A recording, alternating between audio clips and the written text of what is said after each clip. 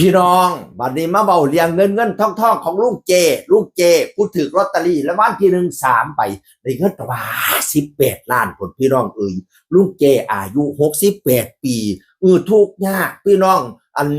บ้านเช่าเขาซื้ออยู่ผู้เดียวก็ยังว่าไปเช่าบ้านเดือนละ1,500 บาทอยู่ผู้เดียวบ่มีญาติพี่น้องเด้ถือลอตเตอรี่รางวัลที่1ก็ยังว่า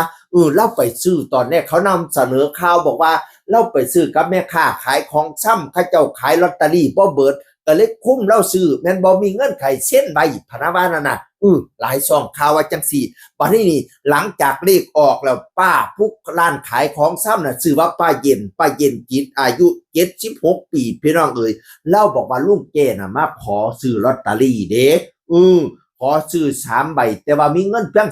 350 บาทส่วนที่เหลือก็เลยให้เส้นไว้ก่อนว่าซั่นว่านั่นน่ะบัตรเลขออกปุ๊บบัดนี้เนี่ยลูกแก้ก็ตรวจลอตเตอรี่รางวัลเลขท้ายก็บ่ถูกรางวัลเลขหน้าก็บ่ถูกหยุมทิ่มละเด้พี่น้องบัดนี้นี่มีเพื่อนบ้านเห็นก็เลยมาตรวจเบิ่งอีกเที่ยนึงบัดแต่ตรวจเบิ่งแล้วถูกรางวัลที่1ดีใจหลายห้องน้ำกันพูดว่าถูกรางวัลที่1 3 ใบ18 ล้านพุ่นพี่น้องป๊าดบัดนี้นี่ป้าเย็นจิตผู้นี้เด้พาไปขึ้นเงินรางวัลอยู่ธนาคารออมสินสาขาแม่ริมพนาวานั่นน่ะป้าเย็นจิตเป็นผู้พาไปแล้วว่านั่นน่ะเพราะแต่งูข่าวว่าถือลอตเตอรี่บรรญาติพี่น้องมาหล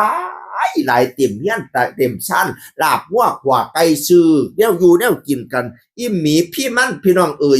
บัดที่นี่หลังจากไป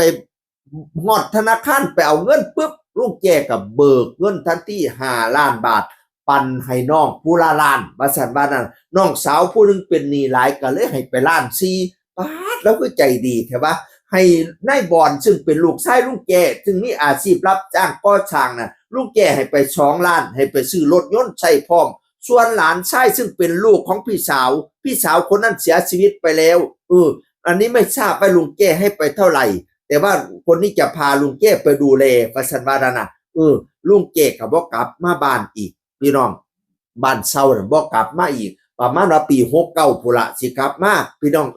บัดนี้ป้าเย็นจิตซึ่งเป็นแม่ค้าลอตเตอรี่น่ะหลายคนก็ไปซาว่าโอ้ยเราคือสิได้เงินหลายคักเนาะลุงแก้คือสิให้เราหลายแล้วคักเนาะไปให้น้องผู้ละล้าน